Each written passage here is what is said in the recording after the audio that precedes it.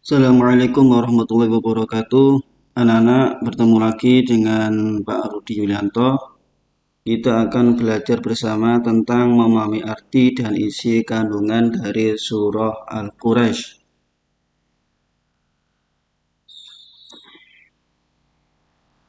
Sebelum kita mulai pelajaran pada pagi hari ini, kita berdoa semoga materi yang Pak Rudi sampaikan bermanfaat bagi kita semua.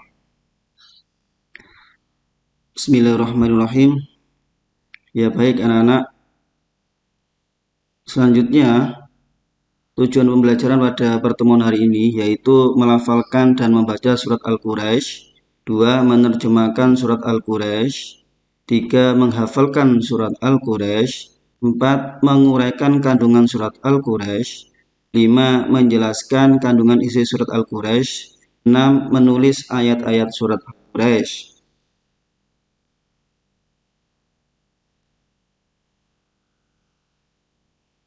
Ya, materi surat Al-Quraisy.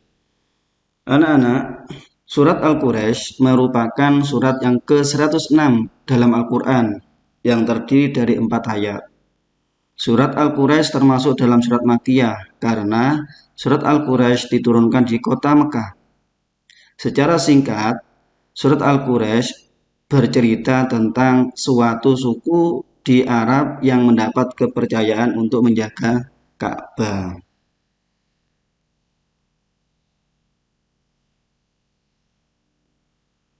Surat Al-Quraisy. Anak-anak, mari kita baca bersama-sama surat Al-Quraisy. A'udzu billahi minasyaitonir rajim. Bismillahirrahmanirrahim. Li'ilafi Quraisy ilafihim rihlatash shita'i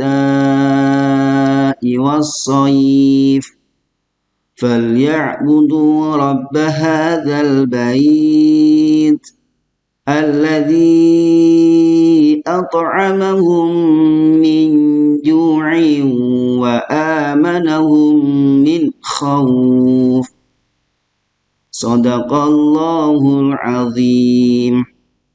Yaitu anak-anak, kalian baca berulang-ulang ya sehingga hafal surat Al-Quraisy itu.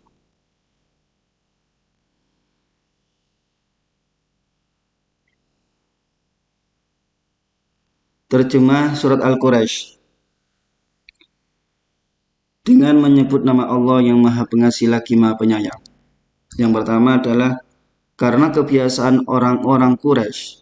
Yang kedua yaitu kebiasaan mereka bepergian pada musim dingin dan musim panas. Ayat yang ketiga, maka hendaklah mereka menyembah Tuhan pemilik rumah ini, yaitu Ka'bah.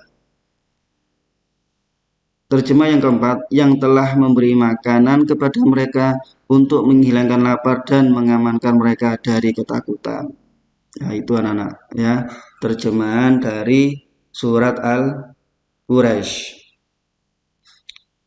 Selanjutnya anak-anak, kandungan dari surat Al-Quraisy. Yang pertama, ayat pertama menjelaskan tentang kebiasaan suku Quraisy yang mempunyai mata pencaharian pokok berdagang. Jadi dulu itu kalau di Arab itu memang mata pencahariannya adalah berdagang. Apapun yang dimilikinya ya dijual di pasar seperti itu. Ayat yang kedua menjelaskan tentang perjalanan dagang orang-orang Quraisy pada musim dingin pergi ke negeri Yaman dan pada musim panas ke negeri Syam dalam setiap tahunnya. Mereka bepergian dengan tujuan untuk berniaga yang keuntungannya digunakan untuk keperluan hidup di Mekah dan untuk berkhidmat kepada Baitullah yang merupakan kebanggaan mereka. Ya, jadi pedagangnya ini jauh, tidak di pasar sebelah gitu tidak, tapi jauh ya, ke Yaman dan ke Syam. Dan hasil dari pedagang itu anak-anak itu digunakan untuk berkhidmat kepada Baitullah yang merupakan kebanggaan mereka.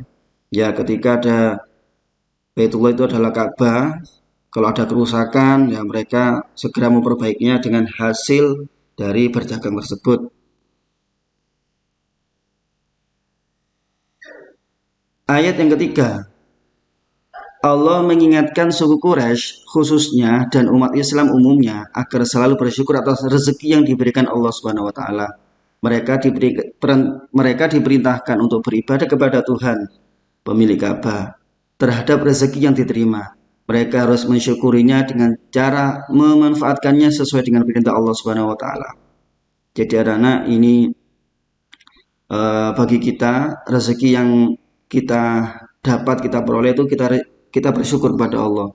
Tidak boleh apa namanya, kita ingkar, ya kita kufur kepada Allah, tidak boleh.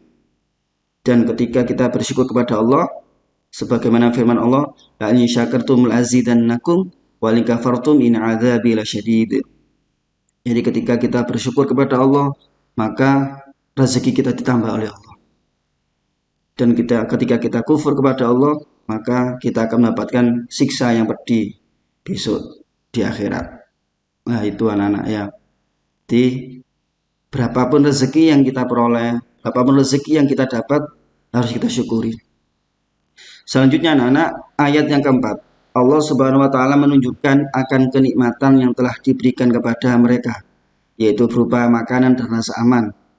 Tuhan pemilik Ka'bah itu telah memberikan kepada mereka makan untuk menghilangkan lapar. Mereka juga diberi keistimewaan dengan rasa aman dan tentu.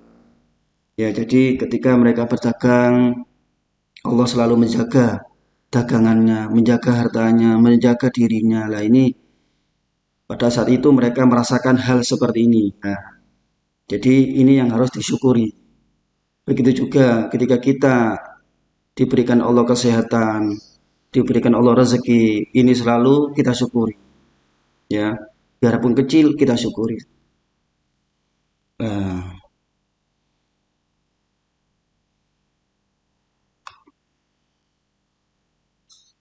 Nah, itu anak-anak materi yang bisa saya sampaikan.